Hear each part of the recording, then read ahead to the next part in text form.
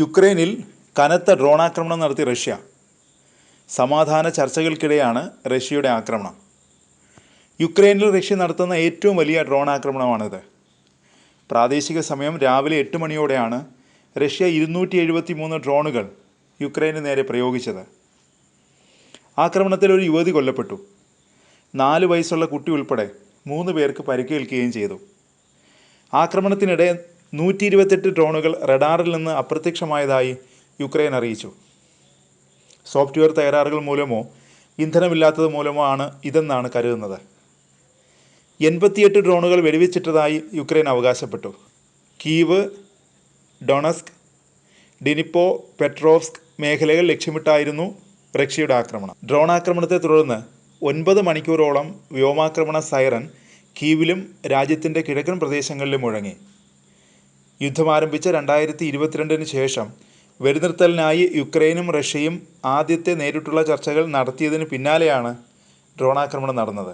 Ukraine തലസ്ഥാനമായ Kyiv ഉൾപ്പെടെയുള്ള പ്രദേശങ്ങൾ ലക്ഷ്യമിട്ട് 273 ഷഹീദ് ഡ്രോണുകളാണ് റഷ്യ പ്രയോഗിച്ചത്. ഇറാനിൽ നിന്ന് വാങ്ങിയ വില കുറഞ്ഞ ഡ്രോണുകളാണിവ. ഇരു രാജ്യങ്ങളും തമ്മിലുള്ള സമാധാന ചർച്ചകൾക്ക് കളമൊരുങ്ങുന്നതിനിടെയാണ് റഷ്യയുടെ കനത്ത ആക്രമണം. ആക്രമണത്തിൽ കൂടുതലും ജനവാസ കേന്ദ്രങ്ങളാണ് തകർന്നത്. ശനിയാഴ്ച ഡൊണക്സിൽ റഷ്യ ശക്തമായ ഷെല്ലാക്രമണവും നടത്തിയിരുന്നു. ഇതിൽ ഒരാൾ കൊല്ലപ്പെടുകയും 8 പേർക്ക് പരിക്കേൽക്കുകയും ചെയ്തു. ഇതിനൊപ്പം ഹെയ്ഴ്സണിലും സ്പോറിഷ്യയിലും റഷ്യ ഡ്രോൺ ആക്രമണം നടത്തി. ശനിയാഴ്ച സുമിയിൽ നടത്തിയ ആക്രമണത്തിൽ 9 പേർ കൊല്ലപ്പെടുകയും നിരവധി പേർക്ക് പരിക്കേൽക്കുകയും ചെയ്തിരുന്നു. ഇരു രാജ്യങ്ങളും തമ്മിൽ വെടിനിർത്തൽ സംബന്ധിച്ച് നേരിട്ടുള്ള ചർച്ചകൾക്ക് തുടക്കം കുറിച്ച് മണിക്കൂറുകൾക്കകമാണ് റഷ്യ സുമിയിൽ ആക്രമണം നടത്തിയത്.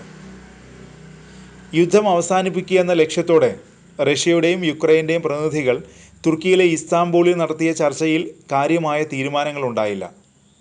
1000 തടവുകാരെ പരസ്പരം കൈമാറാമെന്ന് ഇരു രാജ്യങ്ങളും സമ്മതിച്ചു. വെടിനിർത്തൽ സാധ്യമാക്കാനുള്ള ശ്രമം തുടരും.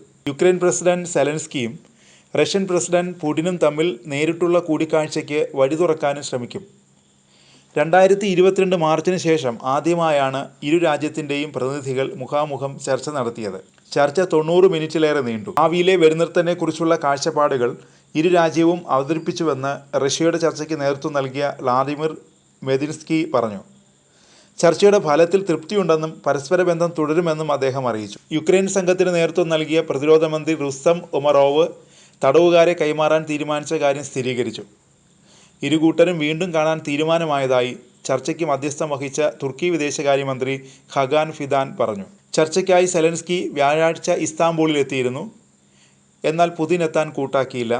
ഇതേ തുടർന്നാണ് പ്രതിനിധികൾ തമ്മിൽ ചർച്ച നടന്നത്. അതിനിടെ താനും പുതിനും നേരിൽ കാണാതെ യുക്രൈൻ കാര്യത്തിൽ ഒന്നും സംഭവിക്കില്ലെന്ന് ട്രംപ് പറഞ്ഞു. വൈകാതെ തങ്ങൾ നേരിൽ കാണുമെന്നും അദ്ദേഹം അബുദാബിയിൽ പറഞ്ഞു. യുദ്ധത്തിൽ ഇരു രാജ്യങ്ങളിലെയും ശരാശരി 5000-ലധികം സൈനികരാണ് ഓരോ ആഴ്ചയിലും കൊല്ലപ്പെടുന്നത്. ഈ രക്തച്ചൊരിച്ചിൽ അവസാനിപ്പിക്കാനാണ് പുതിനുമായി സംസാരിക്കുന്നതെന്നും ട്രംപ് ട്രൂത്ത് സോഷ്യലിൽ കുറിച്ചു.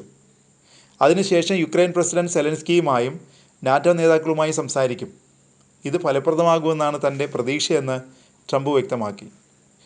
നാളെ ശുഭപ്രതീക്ഷയുള്ളൊരു ദിവസമായിരിക്കും. വെടിനിർത്തൽ അവസാനിക്കും. ഒരിക്കലും സംഭവിക്കാൻ പാടില്ലാത്ത ഈ അക്രമാസക്തമായ യുദ്ധം അവസാനിക്കട്ടെ. എല്ലാവരെയും ദൈവം അനുഗ്രഹിക്കട്ടെ എന്നും ട്രംപ് സമൂഹ മാധ്യമങ്ങളിൽ കുറിച്ചു.